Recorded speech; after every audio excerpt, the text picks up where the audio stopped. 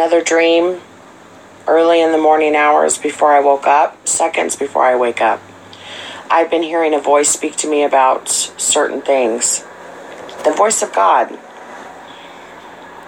And he told me, and it drew me back. It took me aback because I wasn't expecting it, but he told me to save the children.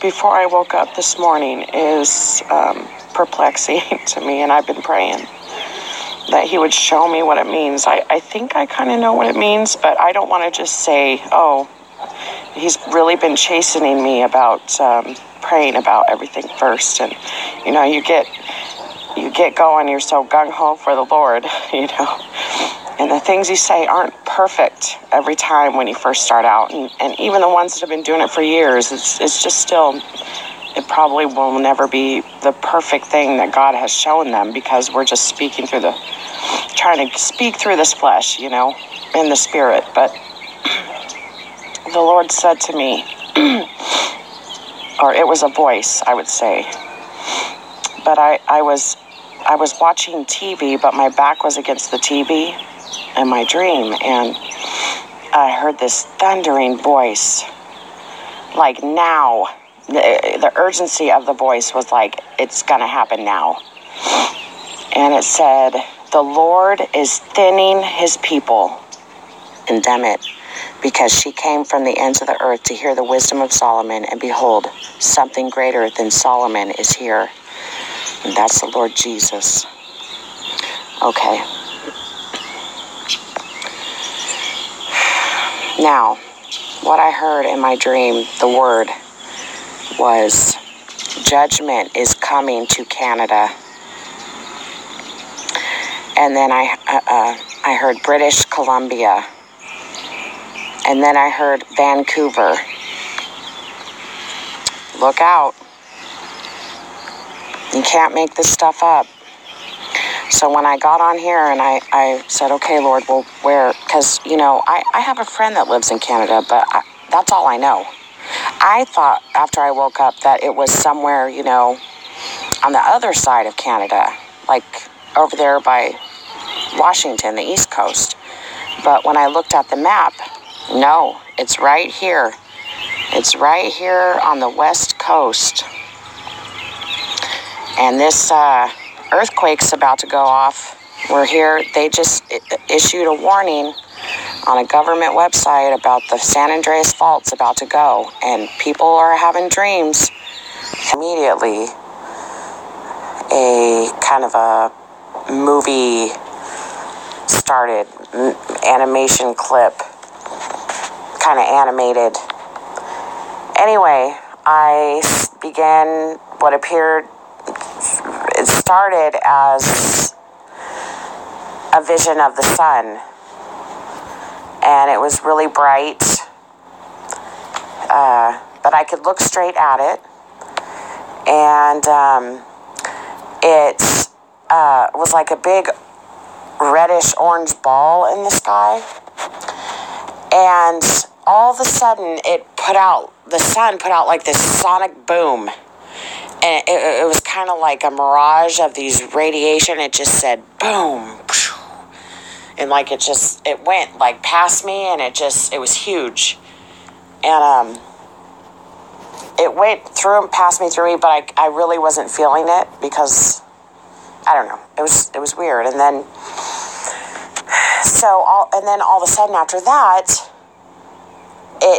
it went inside of a compass, and then I became aware that it was that Masonic compass, because before I really knew a lot about the Masons and stuff like that, my daughter was a Rainbow Girl for about 4 years, and she was involved in all the activities and in the Masonic Hall, all this weird stuff. So, but I remember seeing the compass, but I never remember seeing the sun on the inside. That's one I never seen before. In the lodge, they always had the all-seeing eye over the top of this compass thing here. But what I could liken it to, and well, so then I got on and I started looking. I was like, well, there is a compass with the sun in the middle. And here's one, a representation. There's the sun hanging right in the middle of this compass right here. And then if you go back, nuclear explosion. And it exploded like this. And, oh, look at that. Yep.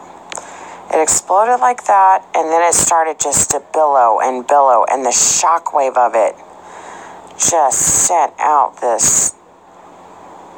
It just was so powerful. And said to me, and I'm just trying to be obedient, and because I believe the Lord led me to make all these videos that I'm making, and I heard a word in my dream, and it said, Texas, moaning and crying, I am here. So I don't know. That's all I got from that. But I'm being obedient, and I'm going to bring that to the attention on the internet to whoever might be led to it or whoever might see it, because I don't know if a calamity or, something's already major happened in Texas. But I really feel like something is going to happen in Texas. And maybe the Lord will give me something more on it. I'll pray about it, Lord. And it's dealing with the Antichrist. I'm just going to start out by reading 2 Thessalonians 2, 3, and 4. Let no one deceive you by any means. It's the false prophets, or whoever says, for that day will not come unless the falling away comes first. And the man of sin is revealed, the son of perdition, who opposes and exalts himself above all that is called God or that is worshipped, so that he sits as God in the temple of God, showing himself that he is God. So the falling away is, we are very near, and I believe that some have started to fall and trickle away, or we already are, experiencing the falling away. The Lord is thinning his people. That was another Rhema word that was given to me in a dream. And now I understand what that means. That means that he's, the falling away. It's starting right now. And then next comes the son of perdition. And he's coming, and the Antichrist is going to come on the scene really against the Most High, shall persecute the saints of the Most High, and shall intend to change times and law. Then the saints shall be given into his hand for a time and times, and half a time. Revelation 13:3, and I saw one of his heads as if it had been mortally wounded, and his deadly wound was healed, and all the world marveled and followed the beast. It's terrible. 1 John 2:18, little children, it is the last hour, and as you have heard that the Antichrist is coming, even now many Antichrists have come, by which we know that it is the last hour. We are in the last hour, friends. This is the last hour. The falling away of the church is already taking hold. We see people out there, they're starting to deny the actual deity of Christ. It's a perversion. Okay, 1 John 2:2. Who is a liar but he who denies that Jesus is the Christ? He is the Antichrist who denies the Father and the Son. The Antichrist. He denies that Jesus is the Christ. He is the Antichrist who denies the Father and the Son. Revelation 13:5, and he was given a mouth speaking great things and blasphemies, and he was given authority to continue for 42 months. 4 and 2. So there that is. Okay. Now the word that spoke to me was, quote, Don't let them take my name away. Like I said, these past few videos I've been making, I keep my little pencil and notepad next to my bed because for about the span of 2 weeks, the Lord was speaking things to me every night and showing me words. I would either see a vision of the word or a phrase, or I would hear like a sonic boom. But I had woken up one morning, and I wish I could show you my little notepad, but I can't do this program and both flash it, or if I can, I don't know how to, but I had woke up and I had wrote Mercer P.H. Pac, P-A-C, all one word. And then underneath of it, I had wrote Morph, E-U, Pac, P-A-C. Now, I didn't understand. There was just so much information coming in.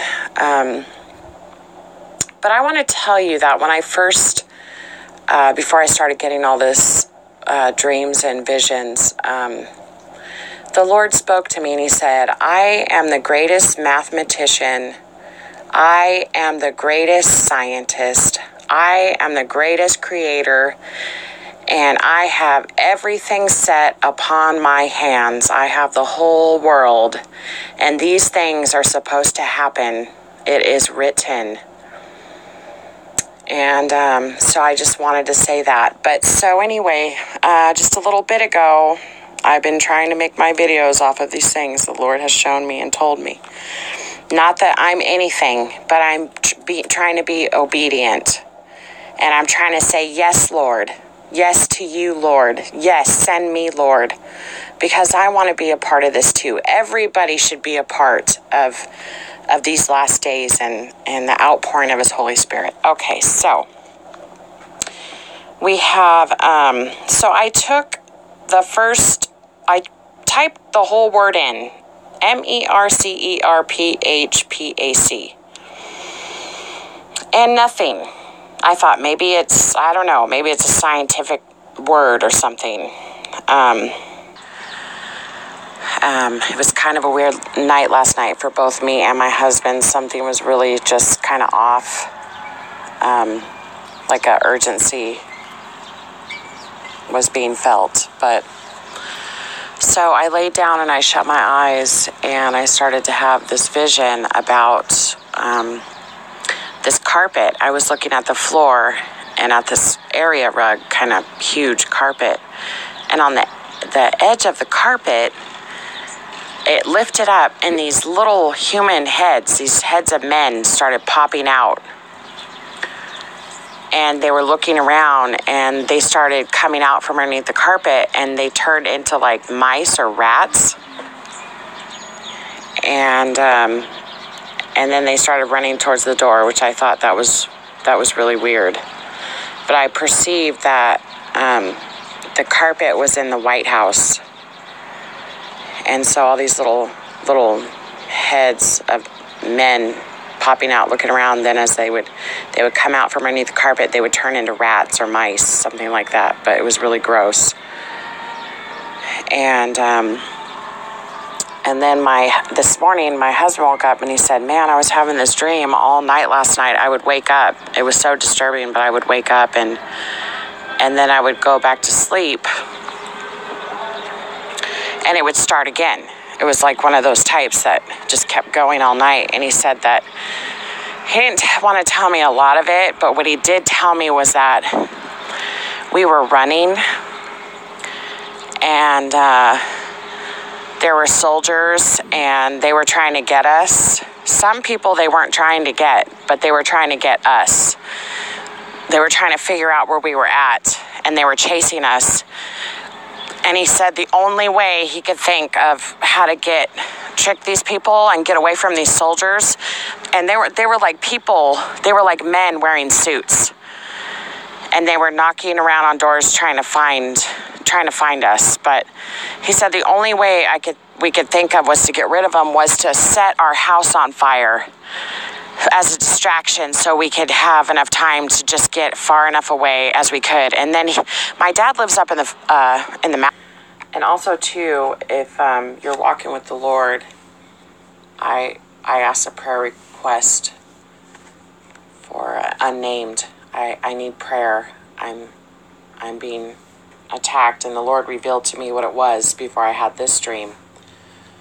He revealed to me in a dream what was attacking me, and me and my family need help. We need the Lord to help us.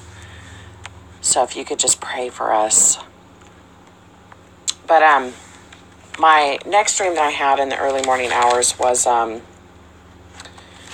wrote it down so I wouldn't forget. But there are some details of the dream that I forgot, like after the main part. I'll try to do the best that I can. So I appeared in this hotel room, and there was a bed in there. And when I just appeared in there, I knew that I was on a mission, and I knew that I had a few questions. And I looked around, and there was Obama, and he was sitting on the hotel, on the bed. And I knew I was there with authority. I knew I was there on a mission. And at first I was like, oh, okay, there's Obama. And then I began to perceive all these things. Okay, I'm supposed to ask him. It came into my mind in the dream.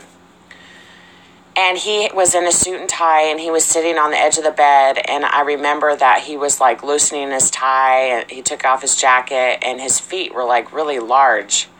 He had these really nice dress shoes on. His feet were, I was drawn to his feet. They were just really, I don't know. Anyway. And I felt like privileged to be in that room with him. And there was only like a couple people. They might have been Secret Service or his bodyguards or whatever they were. But they were also in suits and ties. But they weren't trying to relax like Obama was. He had like this long day or something. And there was another woman in the room, and she was like, I could perceive she was jealous over me that I was there.